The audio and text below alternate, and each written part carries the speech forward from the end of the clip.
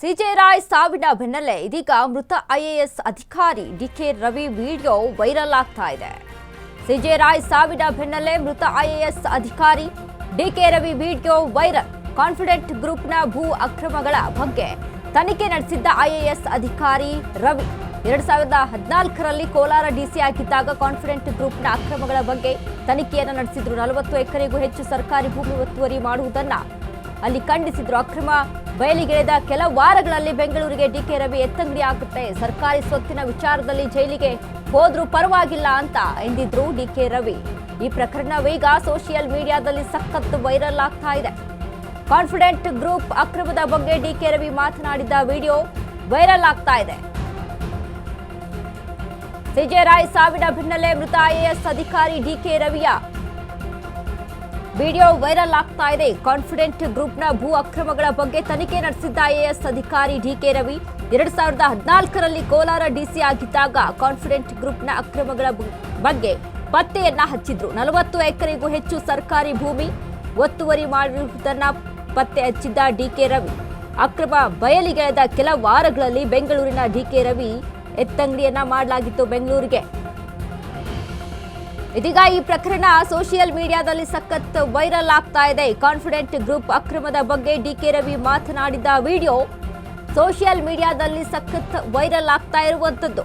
ಸರ್ಕಾರಿ ಸ್ವತ್ತಿನ ವಿಚಾರದಲ್ಲಿ ಜೈಲಿಗೆ ಹೋದ್ರೂ ಪರವಾಗಿಲ್ಲ ಎಂದಿದ್ರು ಡಿಕೆ ರವಿ.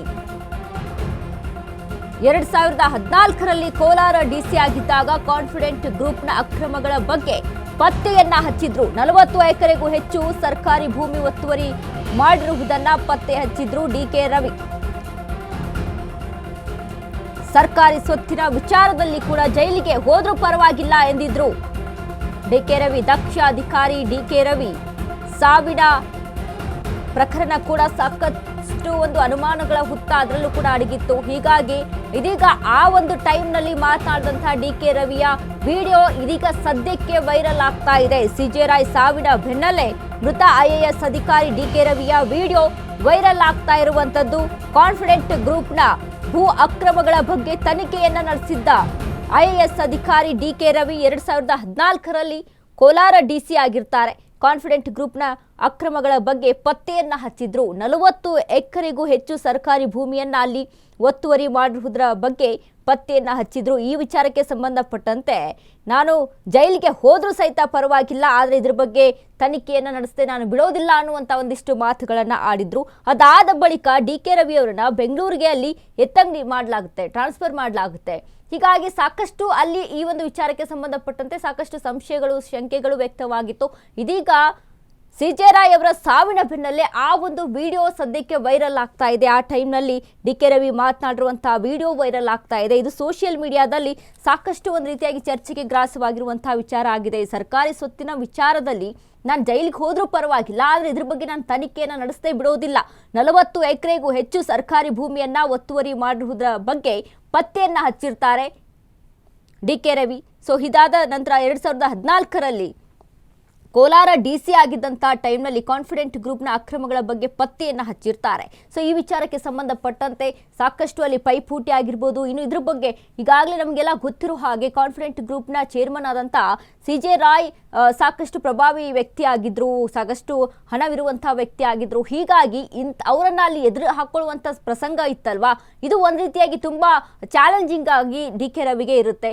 ಆದರೆ ಆ ಒಂದು ಟೈಮ್ನಲ್ಲಿ ಡಿಕೆ ರವಿಯನ್ನ ಬೆಂಗಳೂರಿಗೆ ಅಲ್ಲಿ ಟ್ರಾನ್ಸ್ಫರ್ ಮಾಡಲಾಗುತ್ತೆ. ಈ ಒಂದು ವಿಚಾರ ಬಯಲಿಗೆ ಬರ್ತಾ ಇದ್ದಂತೆ ಒಂದು ವಾರದಲ್ಲಿನೇ ಒಂದು ಡಿಕೆ ರವಿ ಅವರ ಟ್ರಾನ್ಸ್ಫರ್ ಬೆಂಗಳೂರಿಗೆ ಆಗುತ್ತೆ. ಇದೆಲ್ಲವೂ ಕೂಡ ಅಲ್ಲಿ ಸಿಂಕ್ ಆಗುವಂತ ವಿಚಾರ. ಯಾಕಂದ್ರೆ ಆ ಒಂದು ಕೇಸನ್ನ ತೆಗೆದುಕೊಂಡಂತ ಸಂದರ್ಭದಲ್ಲಿ, ಈ ರೀತಿಯಾಗಿ ತನಿಖೆಗೆ ಮುಂದಾದಂಥ ಸಂದರ್ಭದಲ್ಲಿ ಈ ರೀತಿಯಾಗಿ ಸಡನ್ ಆಗಿ ಬೆಂಗಳೂರಿಗೆ ಅಲ್ಲಿ ಟ್ರಾನ್ಸ್ಫರ್ ಆಗುವಂಥದ್ದು ಅಂದರೆ ಒಂದಕ್ಕೊಂದು ಅಲ್ಲಿ ಸಿಂಕ್ ಆಗ್ತಾ ಹೋಗುತ್ತೆ.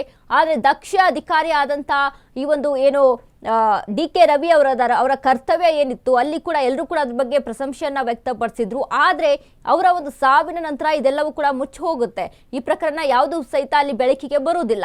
ಸೊ ಹೀಗಾಗಿ ಸದ್ಯಕ್ಕೆ ಸಿಜೆ ರಾಯ್ ಅವರ ಸಾವಿನ ಬೆನ್ನಲ್ಲೇ ಈ ಐಎಎಸ್ ಅಧಿಕಾರಿ ಆದಂತಹ ಡಿಕೆ ರವಿ ಅವರ ವಿಡಿಯೋ ಸದ್ಯಕ್ಕೆ ಸೋಷಿಯಲ್ ಮೀಡಿಯಾದಲ್ಲಿ ಸಾಕಷ್ಟು ವೈರಲ್ ಆಗ್ತಾ ಇದೆ.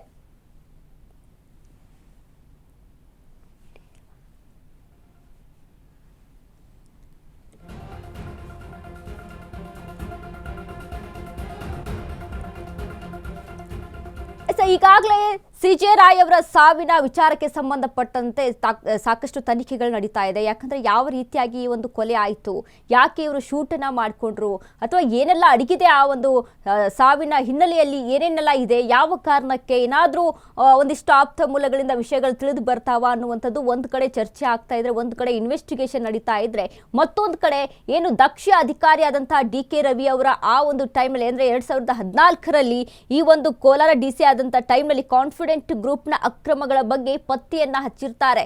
40 ಎಕರೆಯ ಹೆಚ್ಚು ಸರ್ಕಾರಿ ಭೂಮಿಯನ್ನ ಅಲ್ಲಿ ಒತ್ತುವರಿ ಮಾಡಿರುವುದರ ಬಗ್ಗೆ ಪತ್ತೆಯನ್ನ ಹಚ್ಚಿರ್ತಾರೆ DK ರವಿ. ಸೊ ಈ ವಿಚಾರಕ್ಕೆ ಸಂಬಂಧಪಟ್ಟಂತೆ ಅಕ್ರಮಗಳನ್ನ ಬಯಲಿಗೆಳೆದ ಕೆಲ ವಾರಗಳಲ್ಲಿ ಏನಾಗುತ್ತೆ, DK ರವಿ ಅವರ ಟ್ರಾನ್ಸ್ಫರ್ ಬೆಂಗಳೂರಿಗೆ ಆಗುತ್ತೆ.